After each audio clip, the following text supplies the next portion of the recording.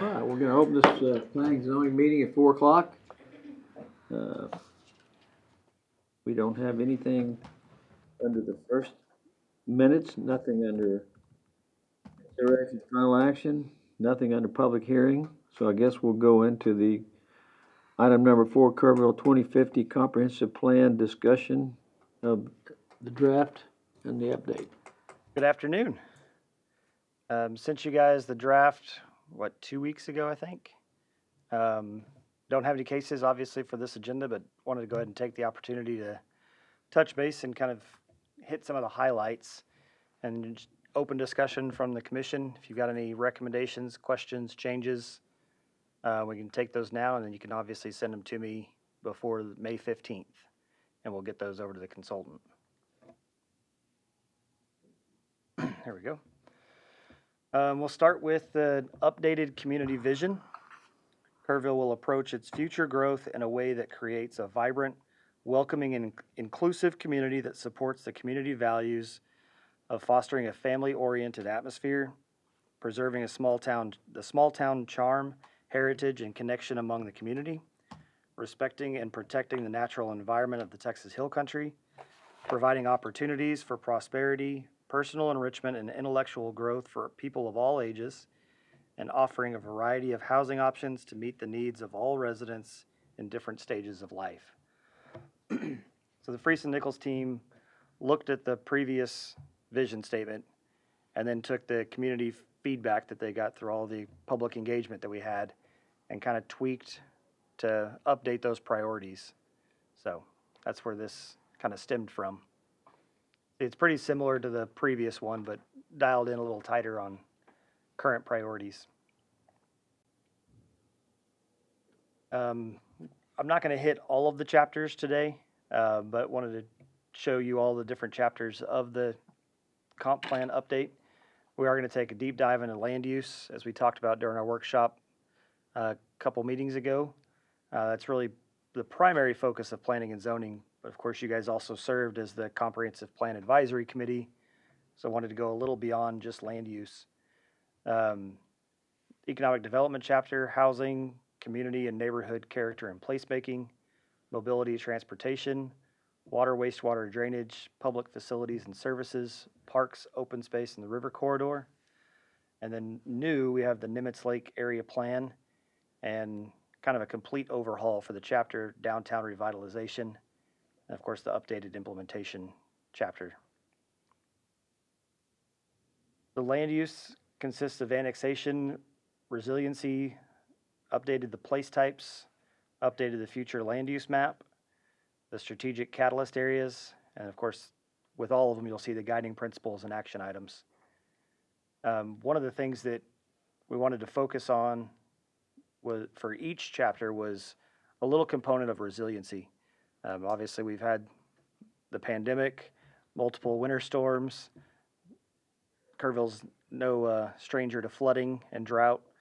And so really wanted to take each of those chapters and at least talk about how those build into the community's resilience through those kind of, that environment and those kind of events. Not much on annexation for the comprehensive plan. As you guys have heard me talk about, we've had multiple legislative changes, legislatures attacking annexation and extraterritorial jurisdiction probably as we speak. So try to keep a close pulse on that and make sure we're keeping up to speed. Texas chapter of the American Planning Association is also actively involved in legislation, trying to keep some of the bad bills out and hopefully promote some of the better bills. And we'll see what comes over the next 2 or 3 weeks, kind of where we're going to land. Relations have become very tough. It has. I think historically, Kerrville is primarily focused on volunteer annexation anyway. But obviously with legislative changes since 2017, that's pretty much our only option. So I think that kind of leads into why there's not a big section on annexation. We do have, at least talking with other staff, we do have some ideas on some annexation policies for council to consider as it relates to water availability and water resource. As we look at properties that want to come into the city, actually doing a little deeper dive on what water rights do they have? Is there a need to transfer those rights to the city or just know that they own them? Once a property is in our CCN, Certificate of Convenience and Necessity, once they're in our water boundary, we're required to serve them. So annexation is really the only time that we get to take that deep dive. So I think another part of that could be what the impact of their water needs would be. yes, You know, during we don't really, the past haven't been able to really consider that, but I think that would be key in the world we live in today, that when someone comes in for annexation or some developer wants to annex something, it would be, we need to know what the impact is and what the water requirements are gonna be that's right. before we even have to consider the annexation. I think that's part of that we ought to do. That'll be a future council policy, maybe something that we can present here to P and Z as well, if council does adopt that. But kind of the messaging of the annexation paragraph is foster coordinated growth in the ETJ and inside the city limits with the county, and then any future special districts, municipal utility districts. There's other special utility districts that can be created. Just making sure we're honed in on those as those developments come. If they're not going to annex, how can the city participate in the best interest of the community? Again, resiliency, you'll see in each chapter there's a little one-page section on each of those. Evaluate the risks, implement zoning regulations, enhance building codes, diversify land use, promote green infrastructure, develop emergency response plans, and encourage adaptive land management. Some of those directly relate to zoning. Some of those are, auxiliary to the development process, but those will be things that we'll be considering moving forward. We updated the place types a little bit from the previous. You'll see the agriculture, conservation, and recreation. That used to be agriculture and outdoor tourism. So I wanted to bring in more of that conservation piece, both on resiliency, water resource, and protecting the natural environment. I think that's probably the biggest change that we had. And then similar to the previous adoption, each of those has a primary land use, a secondary land use, and then they updated the indicators and assumptions for the catalyst areas. I won't go through each of these, but just kind of a quick highlight of some of them. Agriculture, conservation, and recreation. Primary land use, commercial agriculture, ranching and farming, nature parks, undeveloped open space, outdoor tourism, nature-based recreational activities, and conservation or preservation of lands. Parks and open space, that one kind of speaks for itself, no change there. Rural living, single detached homes. These are typically on private well and septic system. Lot sizes vary, but would be typically between 2 and 10 acres. I don't think we have a lot of that inside the city limits. That's more the periphery in the ETJ, but wanted to make sure we at least acknowledge that. Estate residential, again, single family detached homes, lots ranging from 2 to 5 acres. Typically, you're going to be on a public or private utility system. So Kerrville City Water, City Sewer. Other examples like the Heights, they're on city water. But based on the topography there, they were allowed to do septic systems for those. Neighborhood residential, this is your primary land use in town, your traditional neighborhood. Preservation residential, this one was carried over from the previous version. You can see the example on the bottom. Instead of having larger lots spread out, it encourages smaller lots, increasing density, but balancing that with open space. So per acre, you still have the same number of homes, but they're concentrated in a tighter area. I think some examples of that would be like the Summit. All the houses are appear to be pretty traditional size lots, but they all have large backyards going down the hills. that are difficult, if not unbuildable.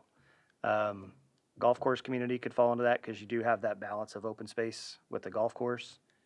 So lots of different options there. Transitional residential, again, this kind of captures all of the other residential components. Small lot, single family, patio homes, townhomes, duplexes, quadruplexes, small condominiums, and apartments. Downtown, as you'd expect, quite a list of uses there: retail, commercial, condos, apartments, office, hotels, entertainment centers, service, and office uses. Community commercial, not a big change there. That's the smaller commercial that you see the community using, serves locally. Regional commercial, your larger lots, big box stores that actually have more of a regional sales component. The economic development chapter talks about our retail trade area covering 9 to 10 counties. So that's where a lot of these uses come in. Entertainment and mixed use. So we've got some sections along the river and south of downtown under this place type: retail, commercial, office, hotel, entertainment center, and then a range of housing opportunities. We did add the flex industrial and innovation uses. And I'll talk a little bit about that when we come back to the downtown chapter. Public use, pretty self-explanatory. University, school, municipal, county uses, county buildings. Heavy commercial and light industrial. And there is the updated map. So one of the things you'll notice is all of the catalyst areas have kind of been colored in with those place types now. We still have a few catalyst areas that have some specific characteristics, but Freese and Nichols went ahead and filled in those place types. So when we do have zone changes, we've got a little better information that we can present to you guys to make your decisions. So there's the 7 catalyst areas that remain. 2018 plan, we had 11 catalyst areas. Some of those have pretty well been planned out or in some phase of development. So we removed those. The Nimitz Lake catalyst area was removed because we have the Nimitz Lake plan to replace it. The catalyst area along the loop around high school and middle school with Lennar's development, most of that's to be built out. There is still some open commercial and open frontage along the loop.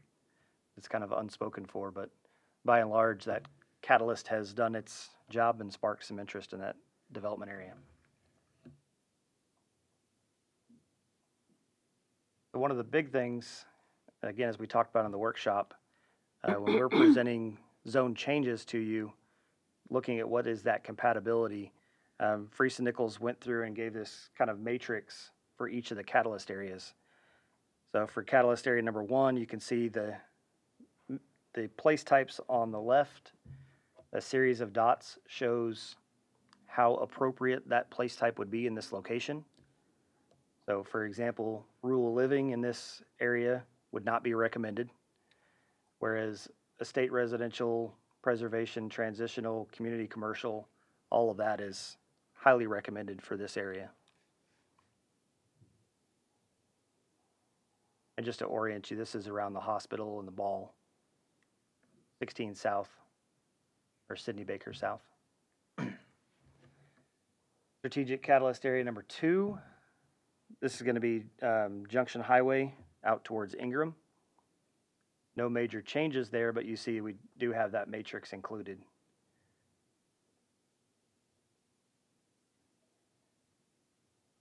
Catalyst area number 3 is now kind of what we've previously called, excuse me, it's not the Gateway. This is Harper and I-10. So around the sports complex, some of that's, as you've seen, started to develop. The Bluewood Apartments have gone vertical. Callows still own a big portion of that property. They did sell off some of that property to a developer.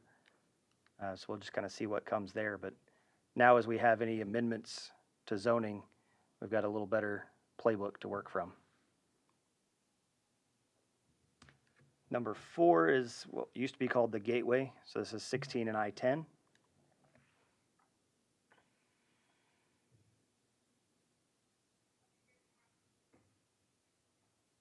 Number 5, this is the Sidney Baker corridor between kind of the number 4 and downtown. Don't anticipate a lot of change here, but obviously the big one there is going to be Tivy Commons, what happens with the old high school, middle school site. Drew, I had a quick question on this one as I was reviewing. At the top right of this catalyst area, neighborhood residential, that's the TxDOT building, is it not? That was throwing me off a little bit. It is.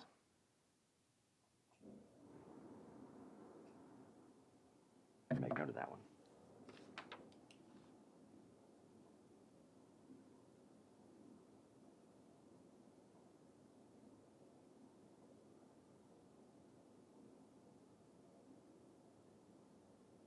I think that should be community commercial on that one. Unless somebody wants to move in. There, that I didn't know about. Nope, good catch. Yep. Strategic Catalyst Area 6, Freese and Nichols revised this one before it had a bubble surrounding more of the neighborhood. I think some of the reasoning behind that is there's not a lot that's going to change right around there unless that neighborhood goes away, which is highly unlikely. There are obviously some vacant properties. The property to the northeast of Shriner, they also own, northeast of Main Street. And then directly east, we had a zone case not too long ago for that to go to apartments, which kind of fulfilled that catalyst area. Even though nothing's been built, the entitlements are in place. So they shrank that down to just Shriner campus, still acknowledging that Shriner obviously has a big impact on Kerrville, but we don't anticipate a lot of land use changes in that area. And number 7 is out towards the airport. Again, no big changes here.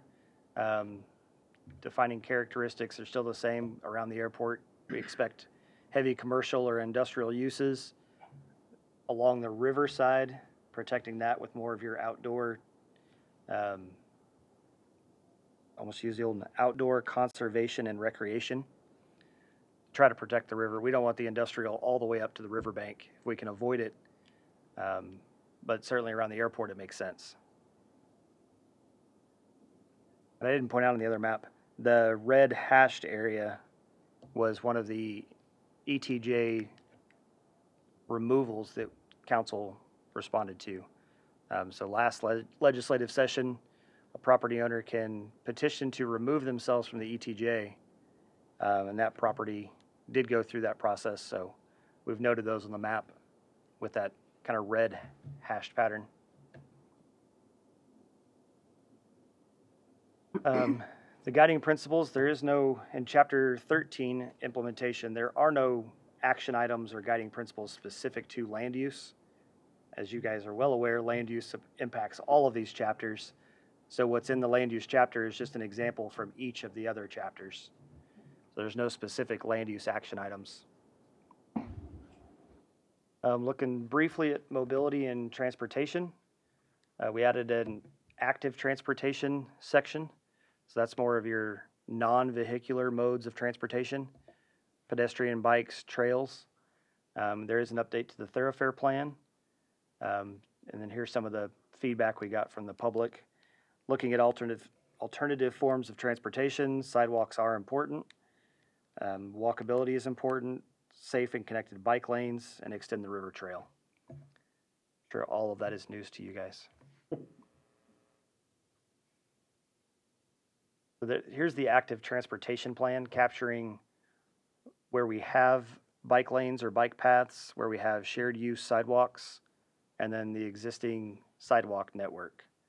Kind of show where, if there is any community investment in active transportation, we know where we can fill some of those gaps.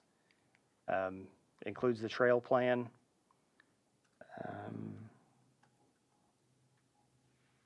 And then there's a separate active transportation map for in downtown as well. I think I put that in the PowerPoint for you. The thoroughfare plan, no major changes. We did add a proposed collector from Shepherd Reese to Thompson. I've actually talked to that, or one of those property owners. They actually already had that in their development plans, so that actually will come to fruition if, assuming they continue to develop. We will have, it'll be private because that subdivision is already private. It's Las Colinas subdivision. But at least emergency access will be available from Shepherd Reese to Thompson, should there need to be any emergency access, whether it's the public needing to get through because something's blocked or emergency responders. I think what else? We did add a collector from extending Olympic. It may not be on this draft. Extending Olympic all the way to East Main, adjacent to the Shriner property. So that one will be added. And I think we're going to move the collector coming off Water Street is the collector. As you cross Junction Highway, it moves to West Main Street. I think many of you know turns into a one-way street. That doesn't make for a very good collector or align with the connection. So we're going to move the collector to West Water Street. Not that there's going to be any road changes, but at least on a map, there is that continuity. We did actually have some discussions with Freese and Nichols about some of the proposed collectors on the northwest side of town. Trying to kind of guess if TxDOT's ever going to consider service lanes on I-10. Do we want to put that on the map so that there's something to connect to or not? So you'll see some of the collectors, actually there's one outside of the ETJ, one within the ETJ, the dead end into the interstate. We decided it would probably be best just to leave it on the map. If it ever came to fruition with TxDOT, we'd already have that connection. If it never happens, if that area developed, we could certainly work with them and decide if that was important or not to have a dead end right into the interstate or if it needs to connect somewhere else. That was pretty hard to see on these screens. Nimitz Lake area plan. So this is kind of the boundary that we worked with Freese and Nichols to determine what is the future of this area. Obviously on the north side of the lake, most of that is developed. On the south side of the lake, we've got the landing and then largely undeveloped property. One of the big things we wanted them to look at is not only the land use that's appropriate, but our infrastructure capacity. We do have some water and sewer lines along Thompson, working through the landing and the EIC grant that they got, or EIC funding that they got. Making sure we're not biting off more than we can chew, more or less. If we want a higher density, do we have the capacity to actually serve that without additional capital improvement upgrades, since we've already made some upgrades in this area? So Freese and Nichols did take a look at that and really balanced out what our capacity is versus what our land use needs are. So here's the actual land use map. See the blend of community commercial, entertainment mixed use, and agriculture, conservation, and recreation.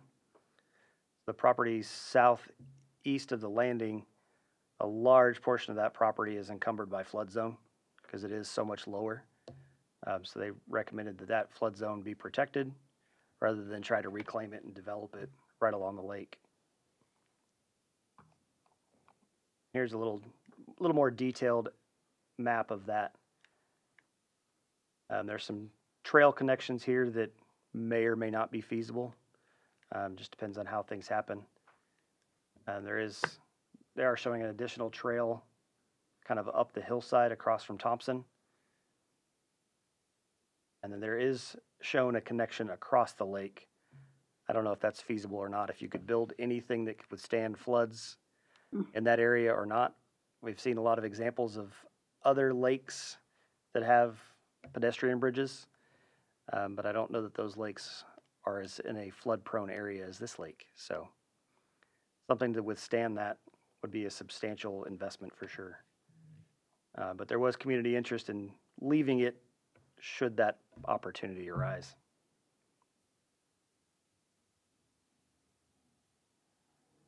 And there's the additional open space, more or less the trail plan. This is consistent with the River Trail Master Plan. So one of the changes that Parks Board and Council adopted on the River Trail Master Plan, instead of a complete loop around Thompson Drive connecting back around Francisco Limos, getting past the water treatment plant and the topography south would be nearly impossible. There's potential we could build a trail, but it's either going to be right next to the highway or down below on the bank. And if you get down by the bank, emergency response in that area because of the topography would be extremely challenging. So we just removed that section from the River Trail Plan. So it actually the River Trail Master Plan ends at Granger McDonald Park. Obviously, whatever develops on that property south could extend it and loop back to it. That trail across the river, showing it there, would that be in the way from the selling they want to do there? That was another part of the discussion we had, is if there was something, can it be movable? And I don't know what that looks like. I have to find some creative engineers. Because yeah, with this boating center coming in, it can't conflict with that. So is it either that tall, which is more expensive, or something that can be floating more or less and removable, which I'm sure is also not cheap. So again, I'm not sure that's feasible, at least not in our lifetime. I don't think it is. But for the sake of planning, we left it on the map.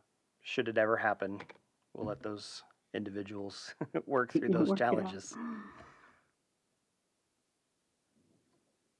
Downtown, the study area was based off of the TERS boundary. And we intentionally gave them a larger boundary to look at so they could dial into what true downtown looks like for the downtown plan. We certainly didn't want to restrain their scope with a smaller boundary, and they actually had ideas outside of that. So, and additionally, the TERS board funded the additional downtown plan to add on to the comp plan. So felt that it was only appropriate to use that boundary. There is mention of all of the various programs we have downtown. The Main Street Board, cuts, building and fire regulations are always a concern for downtown areas. We were talking before the meeting at some of the buildings downtown that any remodel would be substantial, if not replacement may be better. But anytime you're working in buildings that are that old, building code is always a consideration. The tax increment reinvestment zone, Main Street historic preservation, and of course downtown zoning and the downtown core overlay. So here's kind of the overall framework of the downtown plan. You can see the mobility on there. The red dots are major pedestrian crossings that need to be addressed and made more safe. There is the mall property is on this map as well, not because it's part of downtown, but any redevelopment of the mall will obviously have an impact on downtown. So not to confuse it with being a part of downtown, but wanted to recognize that there's a lot of potential there that could either pull momentum away or build on the momentum of downtown. So they broke out downtown into 5 different character areas. The downtown core, which is not the same as the zoning overlay, but the core of downtown, the supporting development around it, the commercial corridor on Sidney Baker. Again, that's not really a downtown feel, but it is adjacent and has an impact. The transition zone, and then the university district.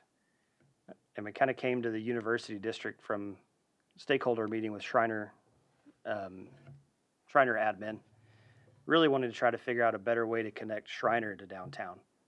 They are looking at different business innovation and retention opportunities, expanding beyond their campus. Not that they would necessarily expand into this area, but any of the projects and partners they're working with, allowing them to stay close to campus and then make that connection to downtown. So the future land use map has the university district as entertainment mixed use. That's why we added that flex industrial and innovation space, so that some of those existing buildings or new buildings could be built or remodeled to kind of capture those additional entrepreneurial type uses, which Kerrville is well known for. And then here's an example of the implementation matrix, very similar to what we had in the 2018 version. Action item number, what is the action item, who are the responsible parties, an estimate on timing, relevant public sector cost, what strategic catalyst area they're in, and then the priorities that are addressed for each of those. That's all I have as far as a presentation. Happy to jump into some dialogue, open discussion, questions, comments. Does Shriner own any of that area? Not that I know of,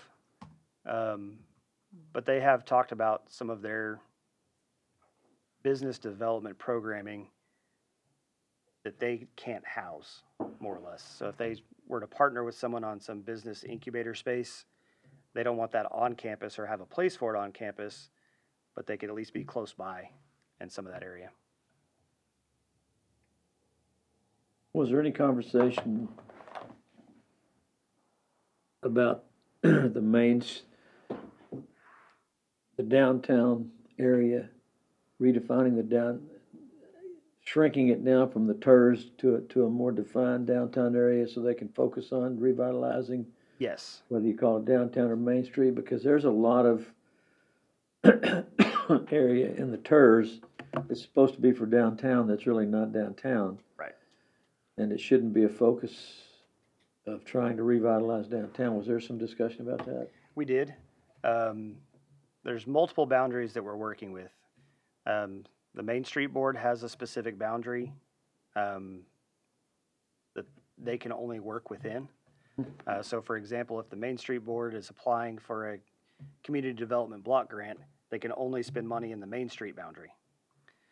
The TERS boundary, as you said, is much larger than that, captures a lot of the adjacent commercial that's not really considered part of downtown. The downtown core, and that was part of the reason why the character areas were identified. The downtown core is where the recommended reinvestment starts. And then as things build, you can move out from there. The Main Street Board is looking at a grant for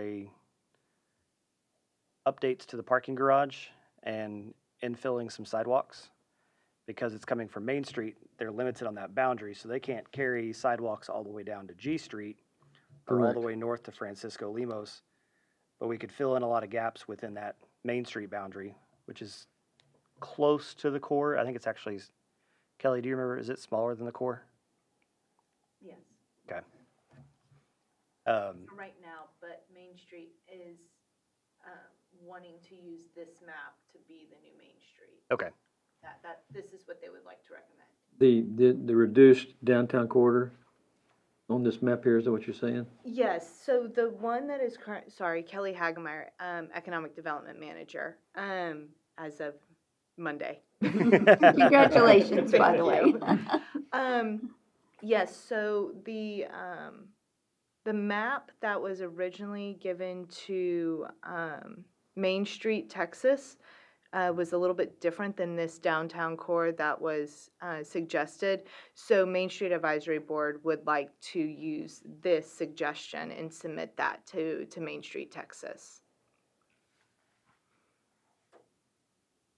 Well, I know that they're looking at a grant, and I've heard some conversations about this, that in order to receive the grant, or some of these grants, they really have to have a Main Street manager.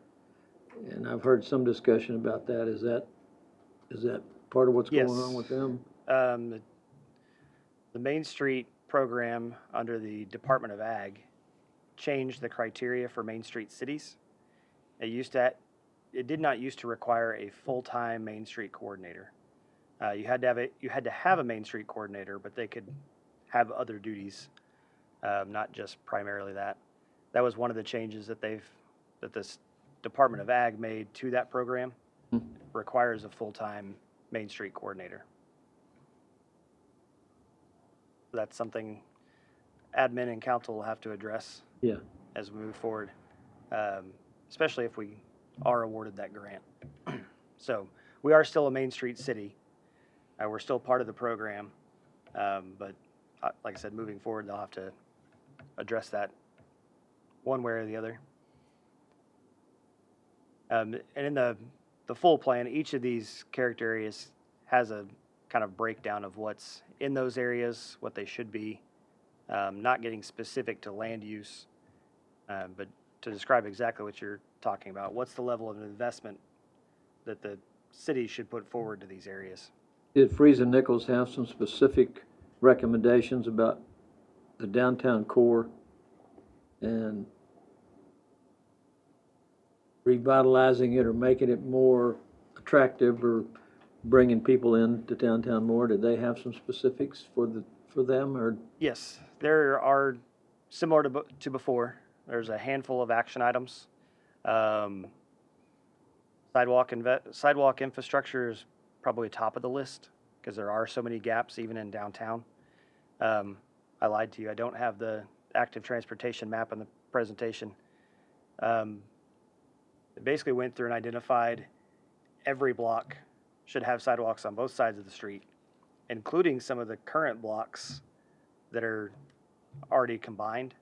For example,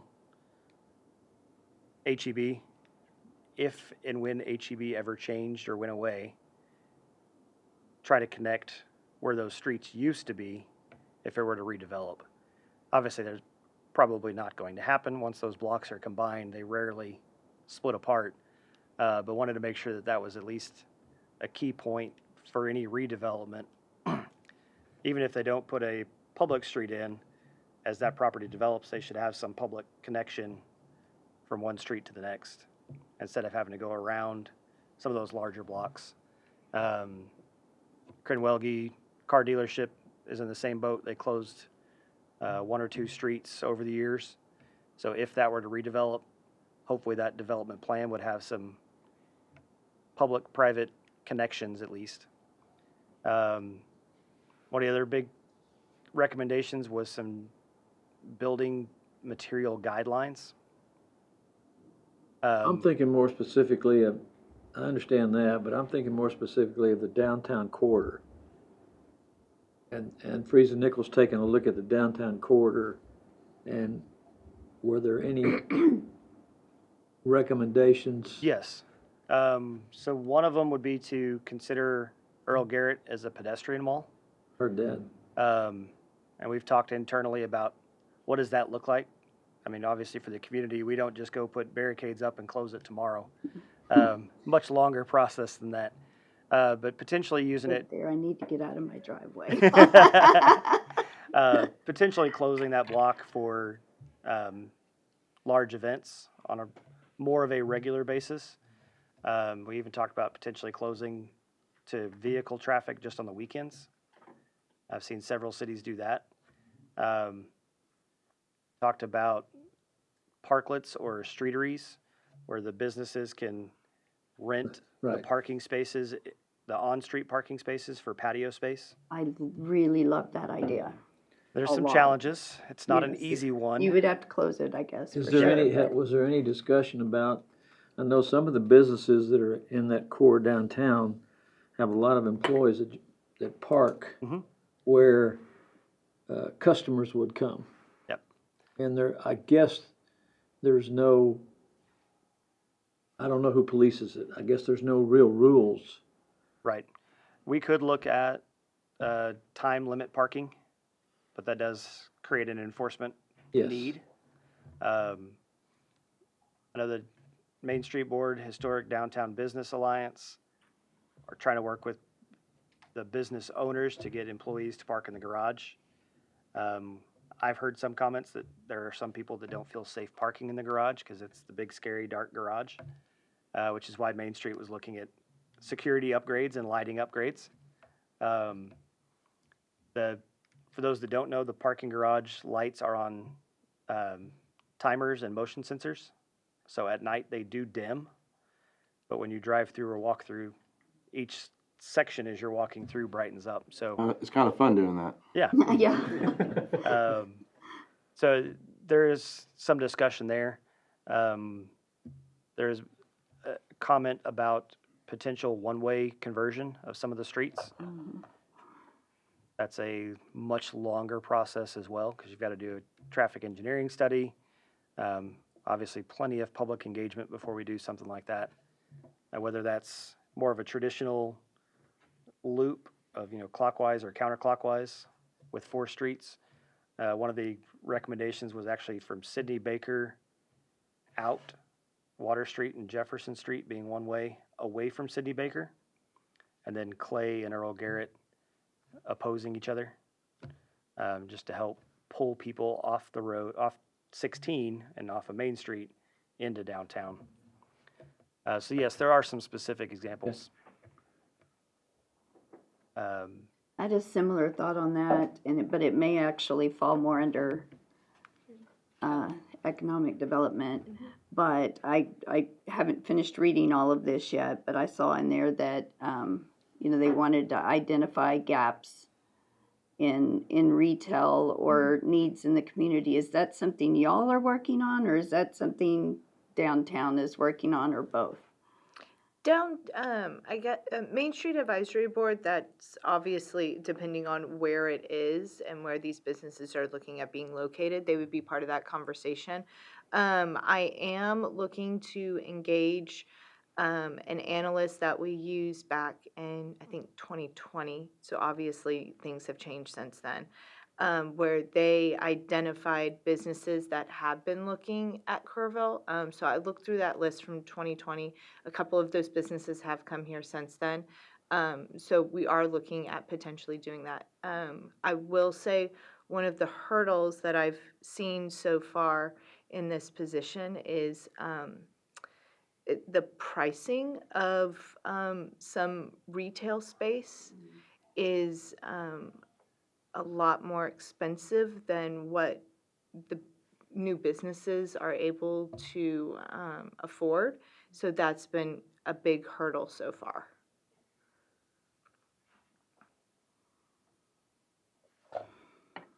Anything else?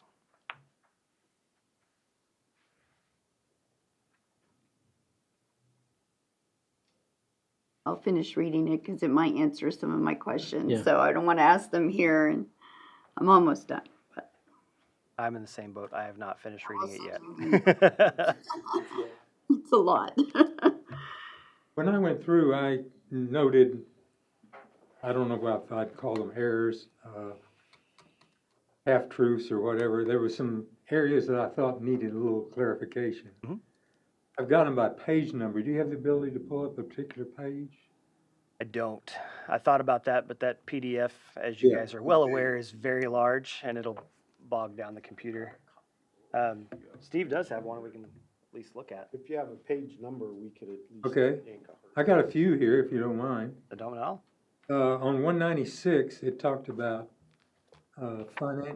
city might get involved with financial incentives to encourage rainwater harvesting, and not necessarily blowing a horn for UGRA, but they're already doing that, and maybe it's fine if the city jumped in and did it too.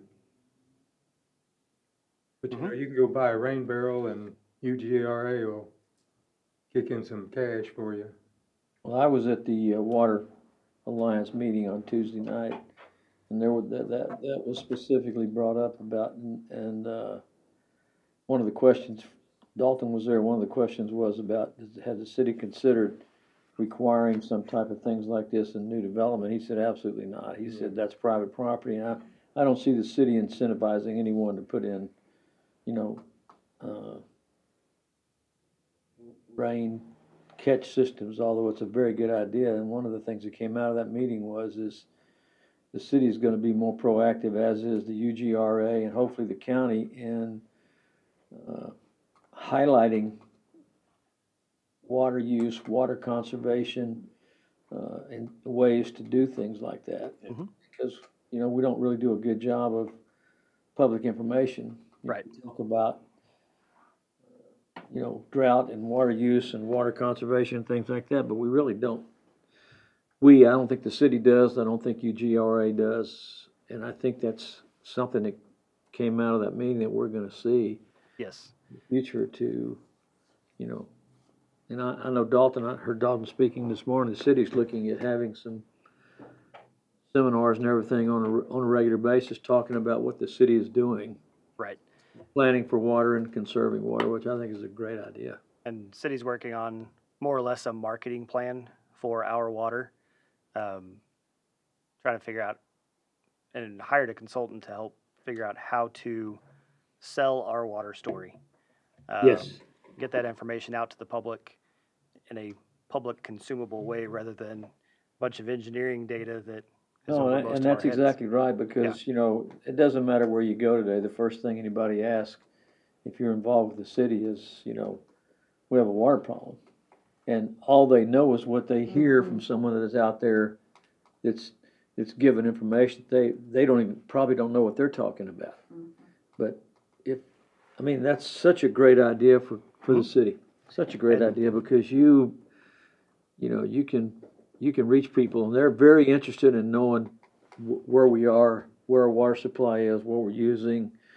So I'm excited for that. I'm excited to see the city, you know, to a layman, you know, tell the story, tell our water story. Yeah.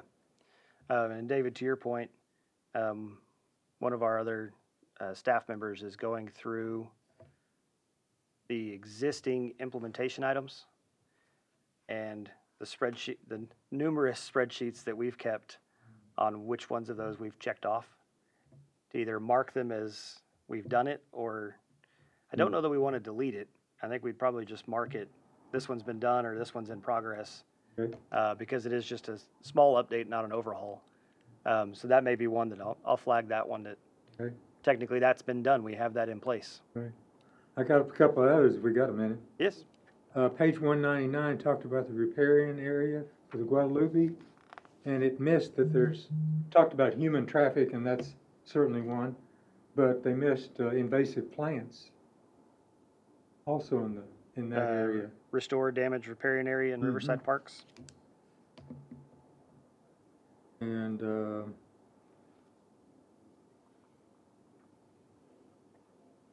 I had a question too when they were talking about solid waste. We still trucking solid waste to San Antonio area for dump? Yes. So the city, I don't remember when, since I've been here, last 8 years sometime. We did extend our landfill permit. I think it's 99 years. However, since we are limited on space, while it still makes dollars and cents, we transfer from the landfill as a transfer station to San Antonio. So what's the life point of our current landfill? When's it gonna die and have to be? That I don't know. Okay. Well, that question just popped up in my head. Another area on Sidney Baker Bridge, they talked about it built in 35. Nowhere did they talk about the rebuilding of it. I mean, that 2-lane truss bridge went away in the 1970s, and we got a wide 60-foot fella now.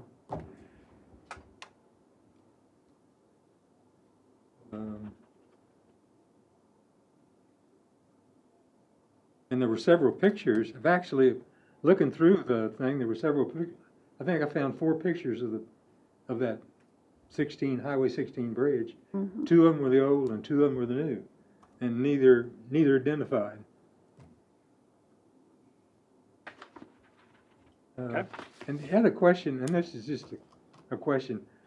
Went to Denver once a long time ago, and they had a unique traffic situation, which I don't know if it's widely used And I certainly think Kerrville's probably too small for it right now, when you consider the number of people downtown walking and crossing streets. But they had east-west traffic go, north-south traffic go, and then no traffic went, and the pedestrians went Yes, any way they wanted to.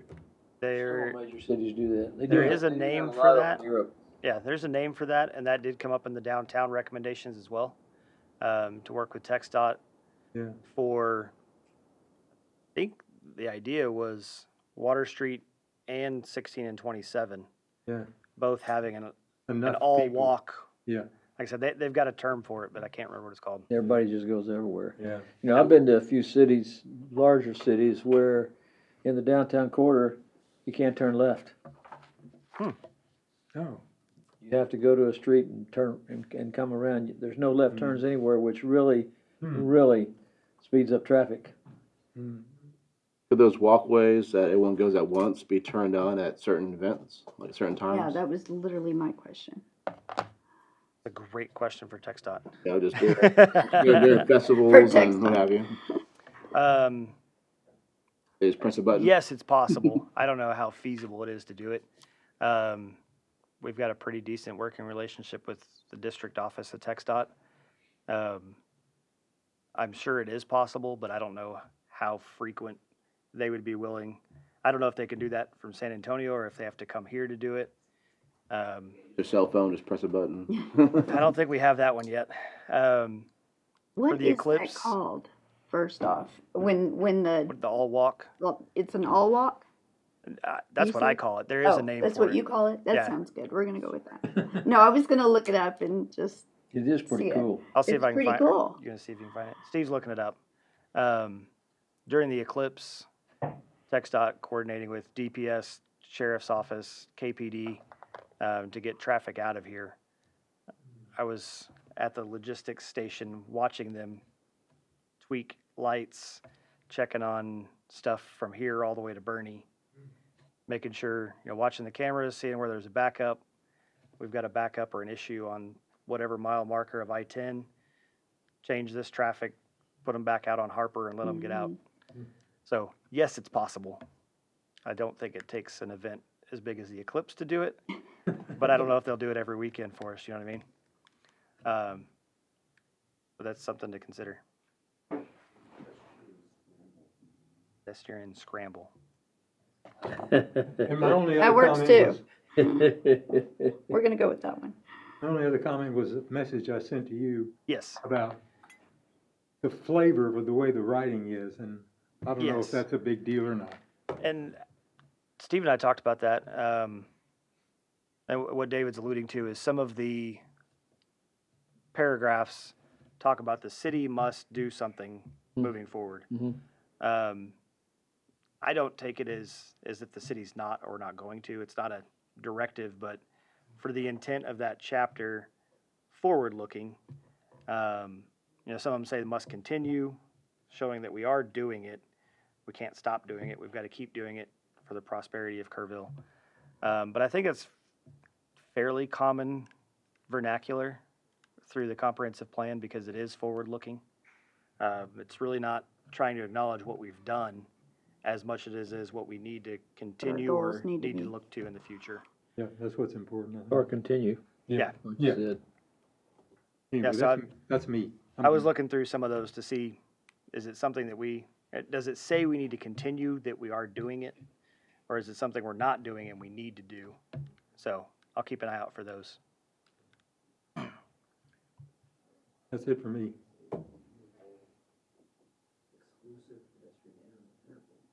I like scramble better. I want to say Caitlin from Freese and Nichols had a different term for it, but cannot remember what it is. Well, if you do have any other lingering thoughts, questions, like I said, send them to me by May 15th. I'm going to package all of that up from council, planning and zoning, our staff, and Main Street. Actually, Kelly, you sent me Main Street's comments already, right? Yes. Okay. Package all of that up, send it to Freese and Nichols. As soon as they capture all of those edits and changes, I think we're going to publish the final draft on the kerrville2050.com webpage for public comment. And then that's what we'll be presenting to you and city council on June 10th.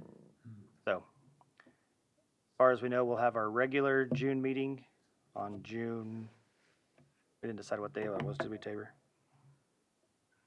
Fifth? June 5th. Be our regular scheduled meeting, and then Off the June top of 10th, your we'll have a head. called meeting that afternoon. Say again, On June 10th, we'll have a called meeting that afternoon here? here. Do we know what time? I think I'm just gonna set it at 2 o'clock. Okay. I was going to wait to see if we have a council workshop and I could move you guys back to 4. But if So council that's has a June 10th, workshop, Drew? theirs is at 4 o'clock. Say again? That's June 10th for the special meeting? Yes. Okay. And that'll be for your recommendation to council for adoption. Planning and zoning is not a public hearing. City council's requires a public hearing, so yours won't be noticed Oof. to anybody. But we'll go through any final details. Freese and Nichols will be here to present the final plan and look forward to adoption. And then assuming you guys like what you see and say yes, it'll go to council that evening. Oh, that's power. That's That's power. Works for me. Okay, that's all I have today. All right. Anything else? All right, we're adjourned. Thank you all very much. Thank you for all your work, guys. Yes, truly.